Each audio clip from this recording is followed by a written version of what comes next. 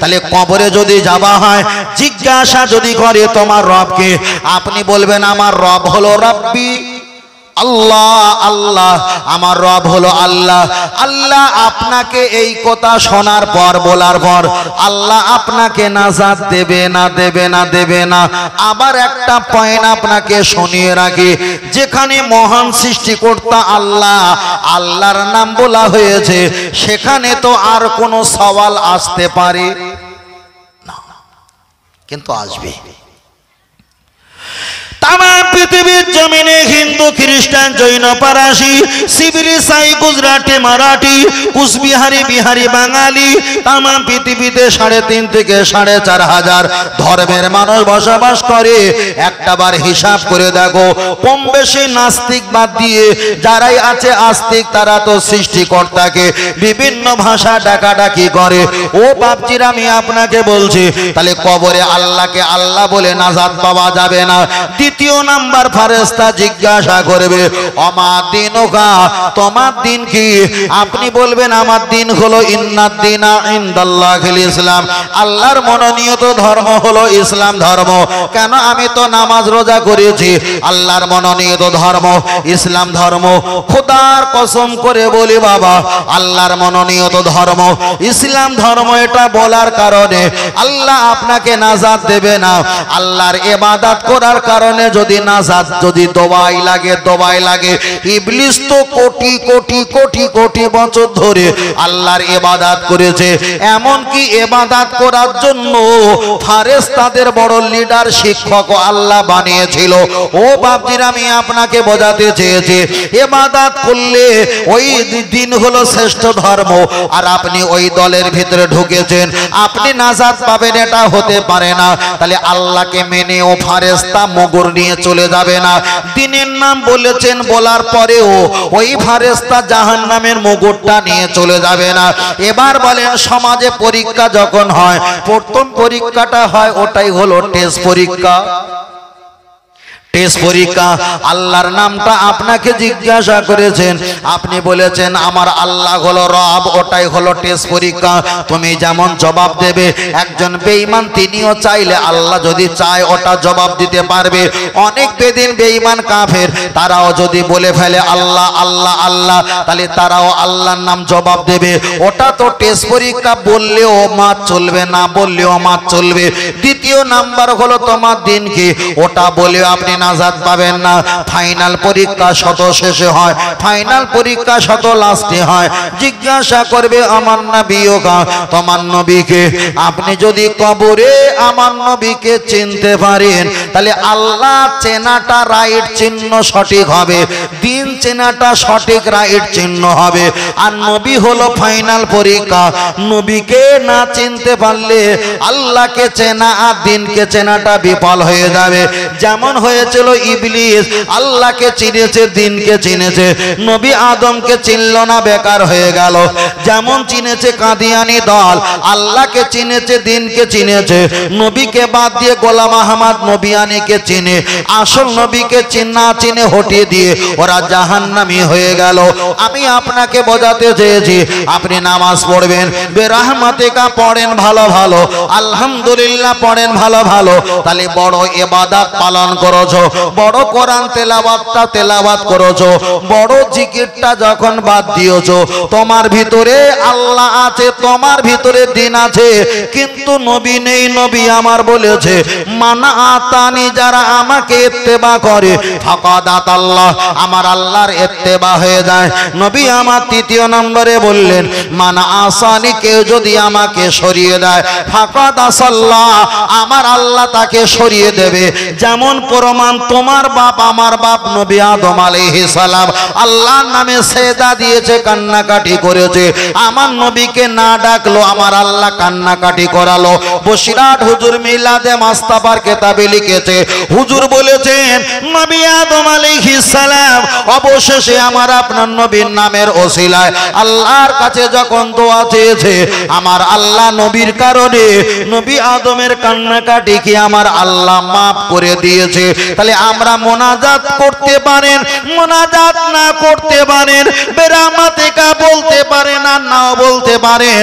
আপনি আপনাকে বোঝাতে চেয়েছি যদি মুহাম্মাদুর রাসূলুল্লাহ কলেমাটা যদি বলা হয়, যেখানে আমার নবীর নাম আছে সেখানে তো আমার আল্লাহর রহমত আছেই আছে।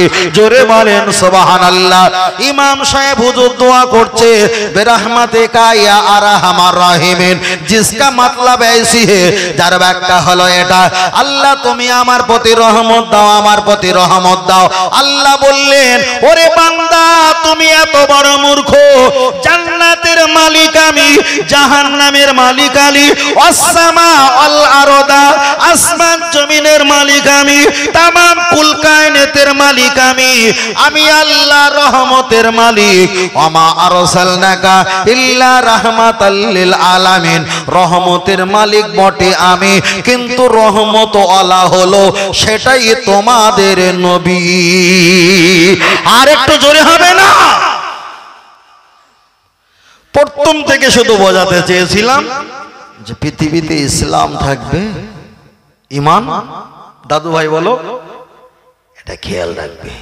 বাচ্চারা গলা খেলা করে না, আর একটা গর্তে পা রাখে, একটা পা উঠে গেলি 10 জন হাত ধরে থাকলি একজন আগে হাত দিলে সব মারা। আমরা যে মাকসুদ নিয়তটা নিয়ে প্রথমে বলছিলাম, ওই জায়গা থেকে মনস্থ যদি উঠে যায় আমাদের সব কিন্তু বিপালে উঠে যাবে। একটাই আমরা শিক্ষা পাবো কি, পৃথিবীতে ইসলাম থাকবে, ঈমান থাকবে না। আর কি কারণে? পৃথিবীতে সব থাকবে, যাদের ভিতরে নবী থাকবে না। বুঝলেন না? দুরূদ শরীফ পড়ি, আল্লাহুম্মা হুজুর আসছে, হুজুর আসছে না বলি এখানে আসছে।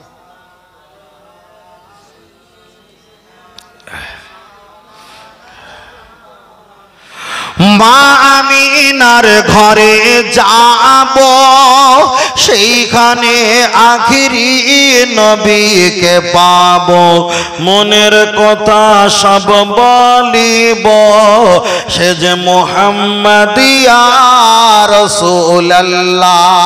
আল্লাহুম্মা সাল্লি আলা, পড়েন মাশাআল্লাহ, জোরে পড়ো বাবা। ওয়ালা আলি,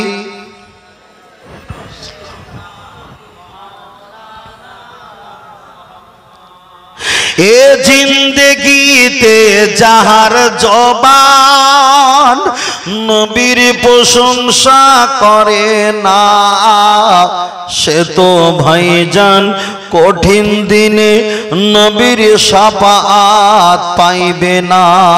আল্লাহুম্মা সাল্লি আলা, মাশাআল্লাহ মাশাআল্লাহ, ওয়ালা আলি সাইয়্যিদিনা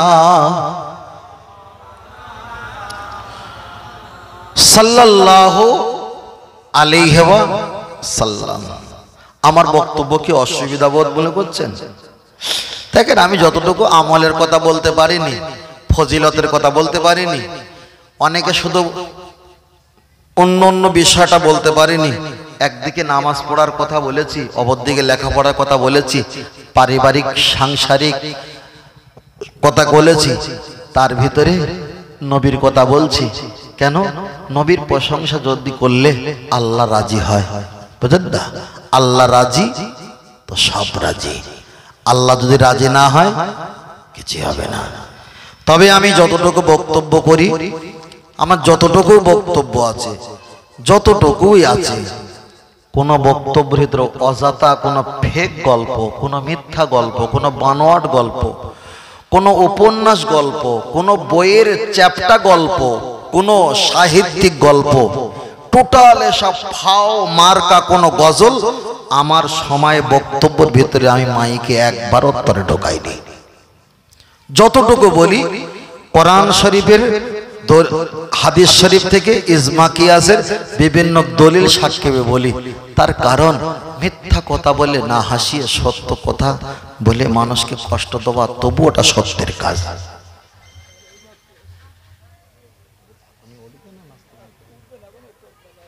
আচ্ছা, মাশাআল্লাহ মাশাআল্লাহ, আল্লাহ কবুল করে।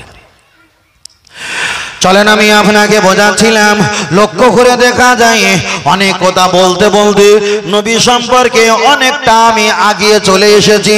আপনারা আমাকে বলার সহযোগিতা করলেন, আর অনেক কারণে আমি বলতে পেরেছি। শুকরিয়া মহান আল্লাহ পাকের দরবারে। এবার চলেন আর একটা বলা যাক, বেরহমাতিকা ইয়া আরহামার রাহিমিন। আপনি পড়তে পারেন, সমস্যা নেই, কিন্তু নবীর নামটা যদি নেওয়া হয় এখানে কোনো সমস্যা হবে না। নবী মুসা আলাইহিস সালাম ওনার উম্মত আবুল হারেসা আমার দয়ার নবীর নামটা যখন পেয়েছিলেন ওখানে ডিলিট করলেন, রিমুভ করে দিলেন, নামটা ছেড়ে দিলেন। আমার আল্লাহ নবী মুসার উম্মত আবুল হারেসাকে আমার আল্লাহ গোসাব বানিয়ে দিলেন। আমি আপনার কাছে এতগুলো যুক্তি খাড়া করার মতো অবকাশ দীর্ঘ সময় আমার নেই, প্রয়োজনটা আমি আপনাকে বলছি। একটা বার বলো বেরহমাতিকা। এটাই হলো আল্লাহ পাকের কাছে রহমত চাওয়া, আল্লাহ পাকের কাছে দয়া চাওয়া, আল্লাহ পাকের কাছে সাহায্য চাওয়া। কিন্তু আমরা জানি অবতাগো ইলাইহিল ওসিলা, আল্লাহর কাছে দোয়া চাইবো, কিন্তু আমার নবীর ওসিলা করে আল্লাহ পাকের কাছে দোয়া চাইবো। চলেন একটা বার আগিয়ে যাওয়া যাক। ও বাপজিরা, নবী আদম আলাইহিস সালাম জঙ্গলের ভিতরে, জঙ্গলের পাশে একটা পাহাড় আছে, অলজিবালা, অলজিবালা যাকে পাহাড় বলা হয়, ওই পাহাড়ের উপরে বসে আছে।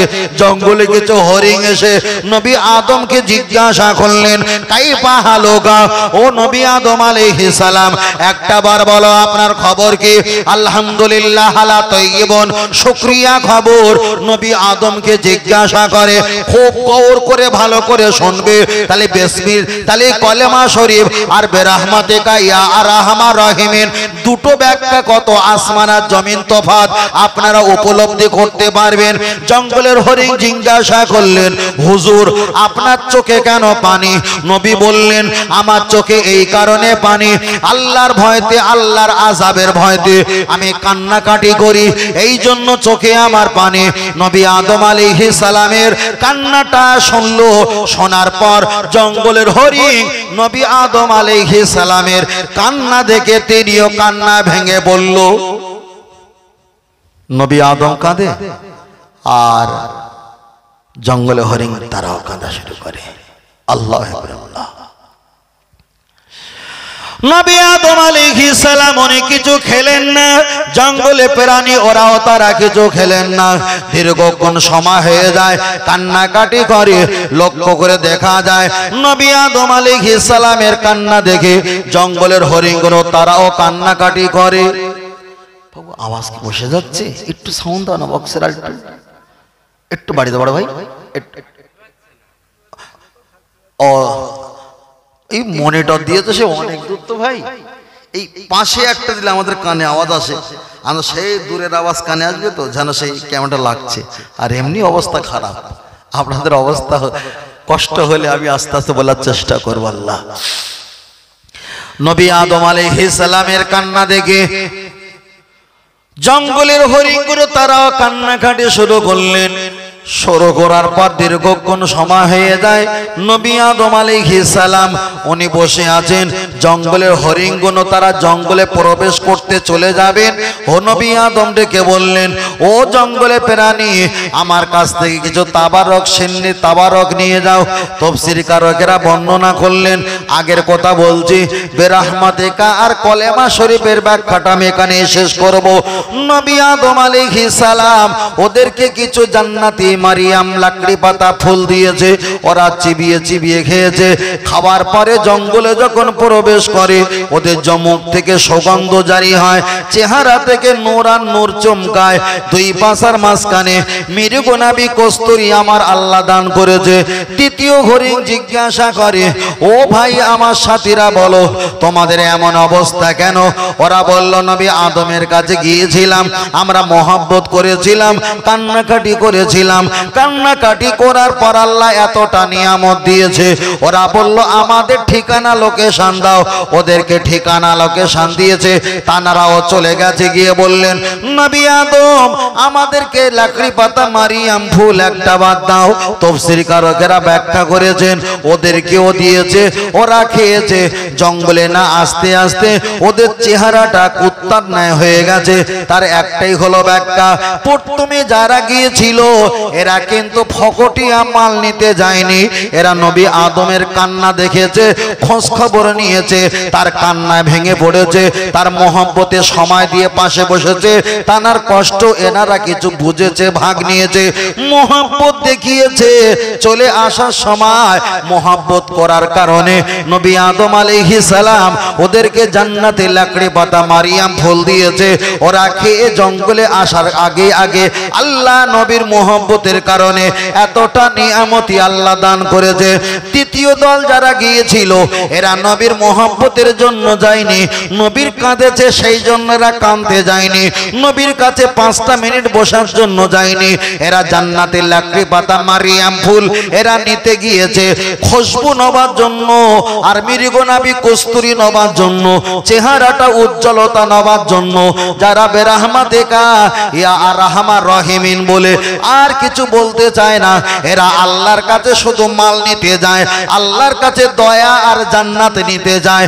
কিন্তু যারা মুহাম্মদুর রাসূলুল্লাহ বলে এরা নবীর মহব্বত দেখায়, নবীর ভালোবাসা দেখায়।